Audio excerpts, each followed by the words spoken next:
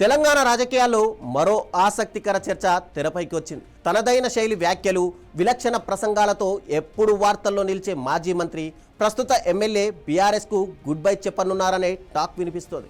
ప్రస్తుతం తన వ్యాపారాలను దృష్టిలో పెట్టుకొని గులాబీ పార్టీకి దూరమవుతున్నారు అనే ప్రచారం రాజకీయ వర్గాల్లో హాట్ టాపిక్గా మారింది. పార్టీ కీలక సమావేశాలకు దూరంగా ఉండడం, తాజాగా చేసిన వ్యాఖ్యలు, కుటుంబ సభ్యుల రాజకీయ కదలికలు ఇవన్నీ కూడా కలిసి కొత్త ఊహాగానాలకు తెరలేపాయి. అసలు ఆ మాజీ మంత్రి రాజకీయ అడుగులు ఎటు పడుతున్నాయి ఒక్కసారి చూద్దాం.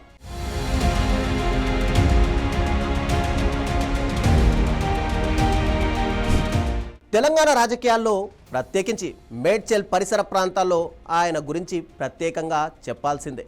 మాజీ మంత్రిగా, మేడ్చల్ ఎమ్మెల్యేగా తనదైన శైలిలో గుర్తింపు తెచ్చుకున్న ఆయన గత కొంతకాలంగా బీఆర్ఎస్ కార్యక్రమాలకు దూరంగా ఉంటున్నారు అనే ఒక చర్చ జరుగుతోంది.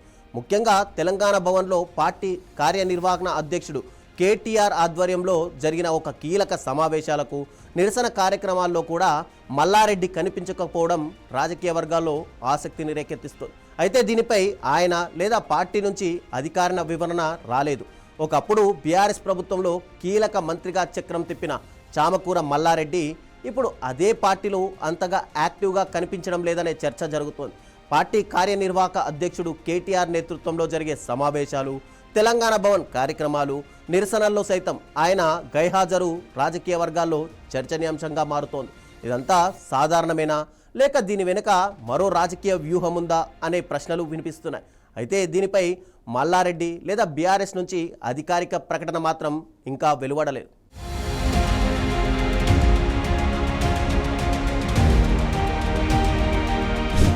ఇటీవల తన నియోజకవర్గంలో జరిగిన ఓ కార్యక్రమంలో కార్యకర్తలతో మాట్లాడిన మల్లారెడ్డి, నేను బీఆర్ఎస్కు దూరమవుతున్నానని మీరు అనుకుంటున్నారా అనే వ్యాఖ్య చేసినట్టు ప్రచారం జరగడంతో ఈ రాజకీయ చర్చ మరింత వేడెక్కింది. ఆ వ్యాఖ్యను కొందరు సరదాగా తీసుకుంటుండగా మరికొందరు మాత్రం దాని వెనుక రాజకీయ సంకేతాలు ఉన్నాయా అని విశ్లేషిస్తున్నారు. ఇదే సమయంలో ఆయన పార్టీ మారే అవకాశాలపైన మరోసారి ఊహాగానాలు సైతం మొదలయ్యాయి. ఆ వ్యాఖ్య వెనుక అసలు ఉద్దేశం ఏమిటి అన్న దానిపైన భిన్నాభిప్రాయాలు వ్యక్తమవుతున్నాయి. కొందరు ఇది సరదా వ్యాఖ్య మాత్రమే అంటుంటే, మరికొందరు రాజకీయ సంకేతమని విశ్లేషిస్తున్నారు.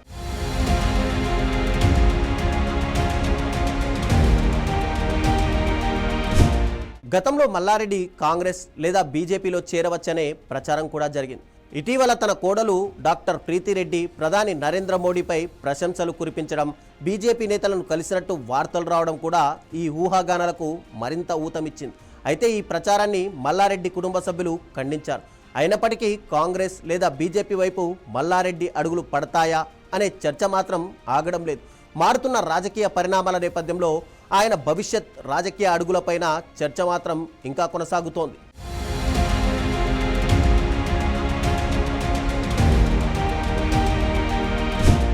రాజకీయ విశ్లేషకుల అభిప్రాయం ప్రకారం ఒకవేళ మల్లారెడ్డి నిజంగానే బీఆర్ఎస్ను వీడితే గ్రేటర్ హైదరాబాద్ రాజకీయాల్లో అది ఆ పార్టీకి గట్టి ఎదురుదెబ్బ కావచ్చని భావిస్తున్నారు.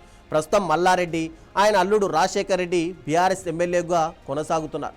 వచ్చే ఎన్నికల నాటికి కుటుంబ రాజకీయ భవిష్యత్తు దృష్ట్యా కొత్త రాజకీయ వ్యూహంపై వారు ఆలోచిస్తున్నారు అనే ప్రచారం కూడా వినిపిస్తోంది. అయితే ఈ అంశాలన్నింటిపై ఇప్పటి వరకు అధికారికంగా ఎలాంటి ప్రకటనలు చేయలేదు. కానీ వారి వ్యవహార శైలి చూస్తుంటే వారికి ఏదో తేడాగానే కనిపిస్తోందంటున్నారు.